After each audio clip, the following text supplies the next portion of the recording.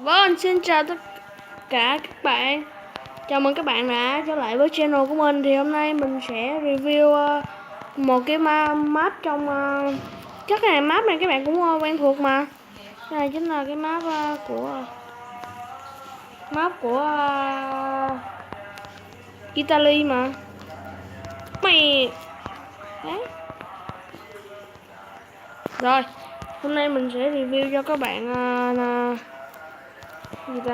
review cho các bạn cây Nepal và Akachi hồn 9 hồn. Ok,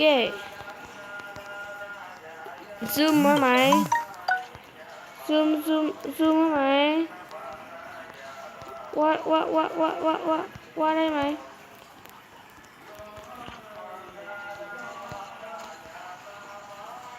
Một kill nghe, một kill.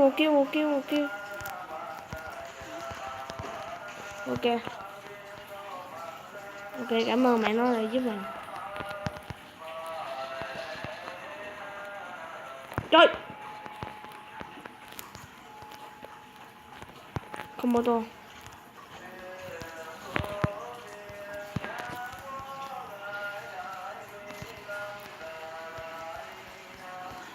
Ok, một kill.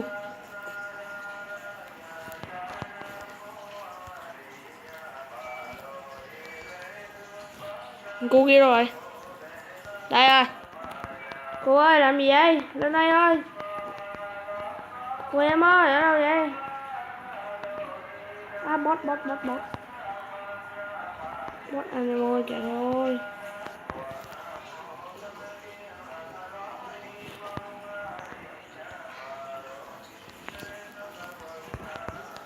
Có thằng luôn.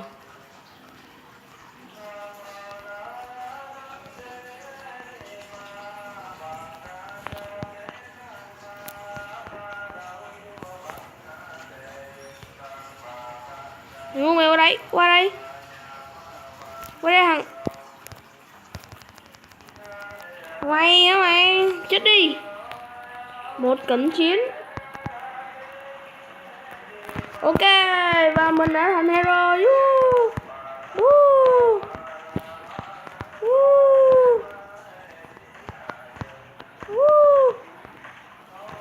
Ok.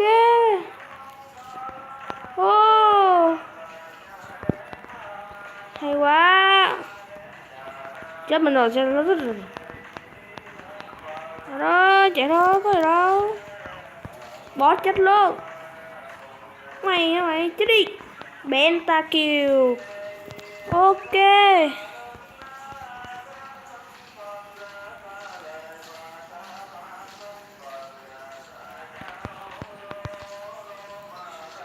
Chết đi. Legendary. Ok. Quá xuất sắc. Quá hay cho anh thanh niên. Một trận mới vô mà đã có rất là hay cho anh Vinh rồi. Thôi lên đây đi.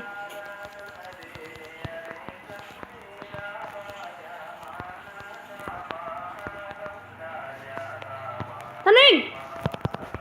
Trời ơi, rồi ơi, mình bị. Thôi mình sẽ nè, mỗi lần mình thành zombie mình sẽ cắt cho các bạn nha, để vì mình chỉ review thôi. Rồi. Ok, bắt đầu rồi ha.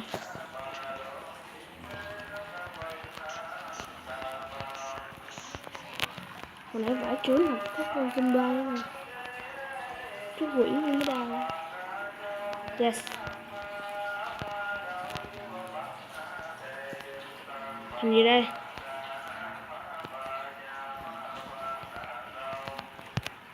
Mày á. Mày ôi. Mày á mày. Ở đó. Chạy thôi em ơi. Chạy thôi. Mất cái thành rồi. Bot đây, bot chạy kìa, bot kìa, chạy đi.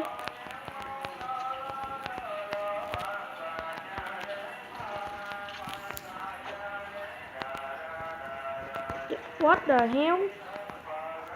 Hero. Ôi, hero 5 sao rồi. Chứ máy nó không miễn sao nhỉ?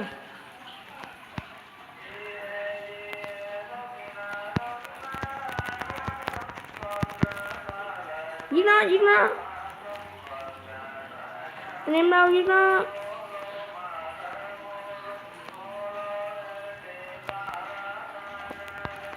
Vãi cái chú quỷ.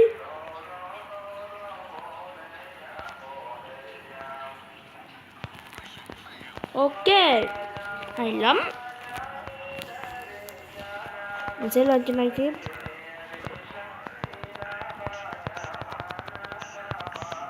Đây là chỗ thủ nhất của mình. Đừng là zombie nha. Hay lắm.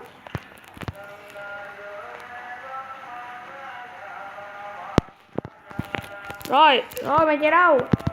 Mày chạy đâu? Ok.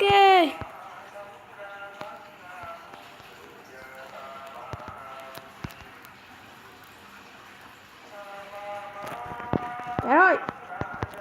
Chạy ơi. Rồi.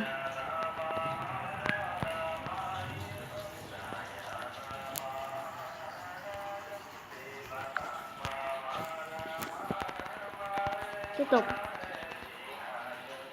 Này. Mình có một cái chiêu đây nè, các bạn có nhảy đây không? Có. Đấy, thanh niên nè, thành ba nè. Biết ngay mà. Thanh niên xuất hiện nhất năm. Ok, bây giờ mình sẽ tiêu diệt hết cho tất cả các bạn xem. Muốn chết ta.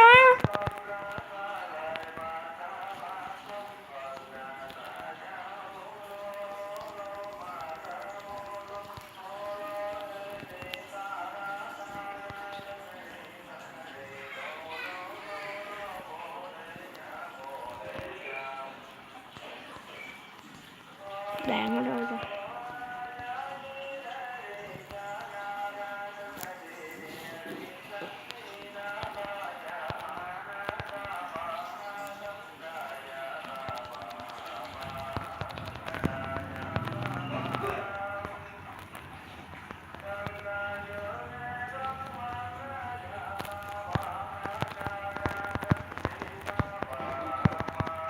Có thằng ai biết anh em ơi.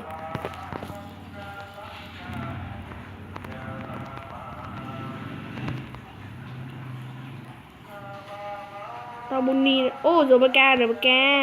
Chết cha. Rồi hết rồi. Mình có huyết thanh đây là trên cái bảng bên trái của các bạn.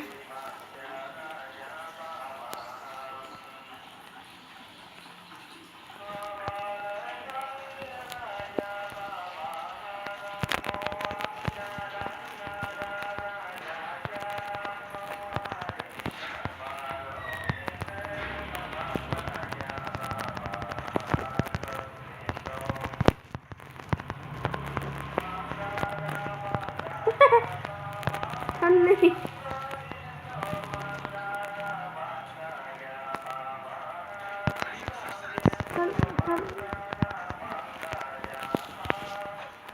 Thanh kia rất ngắn rồi. Rồi, ôm gì đây? Đó. Ôi. Đen thiệt. Đừng thành boss nhá. Để anh review coi.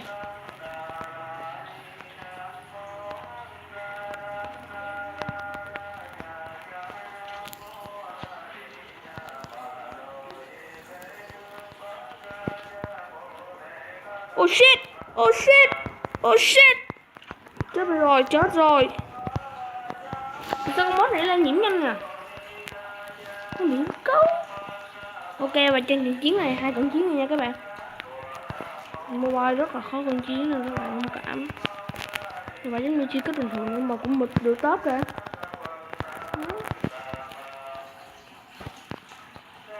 Đâu?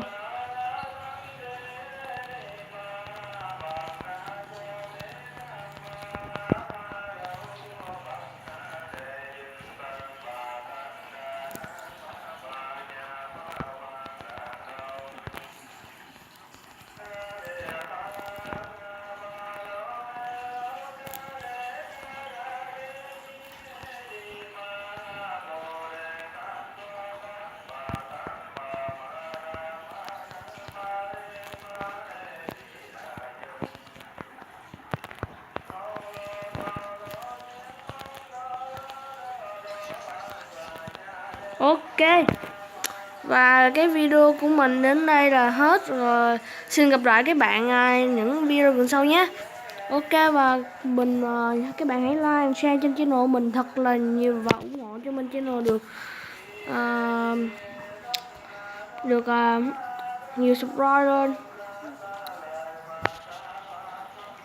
Đây, mình sẽ cho các bạn xem kho đồ mình. Đấy, kho đồ như shit vậy.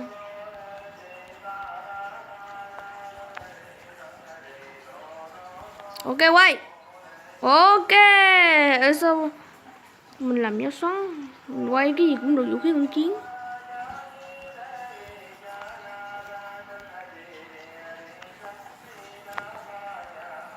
Rồi lên cấp rồi.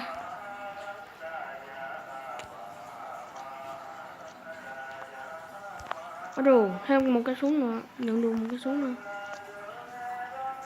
Ok, bye nhé.